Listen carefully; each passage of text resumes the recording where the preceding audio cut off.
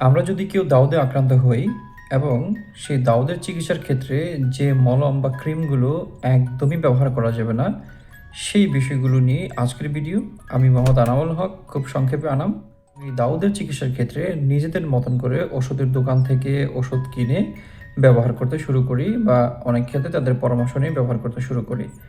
এই নিজেদের মতন করে ব্যবহার করতে গিয়ে আমরা কিছু ভয়ঙ্কর ভুল করে থাকি। সেগুলো কি? সেগুলো হচ্ছে স্টেরয়েড জাতীয় ওষুধগুলো আমরা আমাদের মতন করে দেদারসে ব্যবহার করে থাকি। বাট এটা আমরা জানি না, বা আমাদেরকে বলা হয় না যে দাউদের ক্ষেত্রে স্টেরয়েড জাতীয় ওষুধগুলো কখনোই ব্যবহার করা যাবে না। কারণ দাউদের প্রধান কারণ হচ্ছে এক ধরনের ছত্রাক ফাঙ্গাস।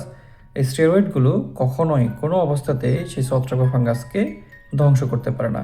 তাই দাউদের চিকিৎসায় এই যে স্টেরয়েডাল যে প্রিপারেশনগুলো আমরা ব্যবহার করে খুব বিপজ্জনক পরিস্থিতি তৈরি করছি আমাদের ত্বকের জন্য, তাহলে আমরা সাধারণ মানুষ কিভাবে বুঝবো যে আমাকে স্টেরয়েড ধরিয়ে দেওয়া হয়েছে বা আমি স্টেরয়েড ব্যবহার করছি? বাংলাদেশে দাউদের চিকিৎসায় যে স্টেরয়েডগুলো সবচেয়ে বেশি মিসইউজ করা হচ্ছে সেগুলোর নাম আমি এক একটা করে বলবো। আপনি অবশ্যই মিলিয়ে নেবেন যে আপনি দাউদের চিকিৎসায় নিজের মতন করে যে ক্রিমটা ব্যবহার করছেন সেটি স্টেরয়েড কিনা। আমি এখানে জেনারিক নামগুলোর কথা বলবো।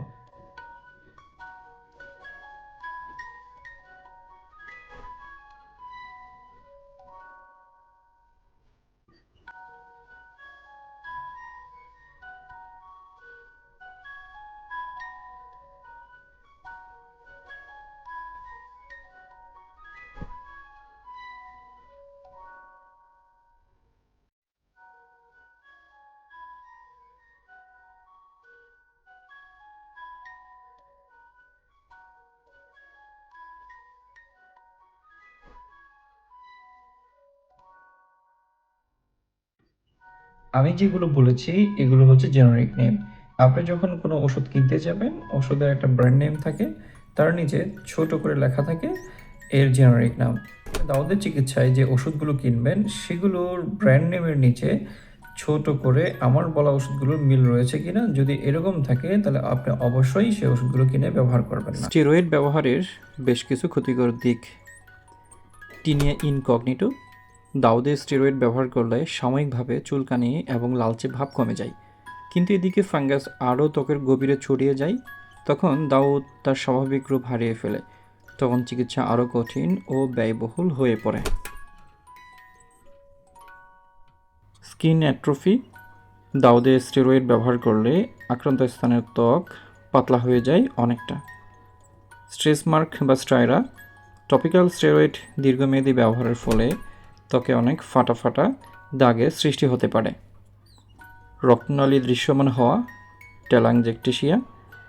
ত্বক যথেষ্ট পাতলা হয়ে যাওয়ার ফলে ত্বকের উপরিভাগের ঠিক নিচে থাকা ক্ষুদ্র রক্তনালিকাগুলো প্রসারিত হওয়ার কারণে এটি ঘটে থাকে। হিরসুটিজম।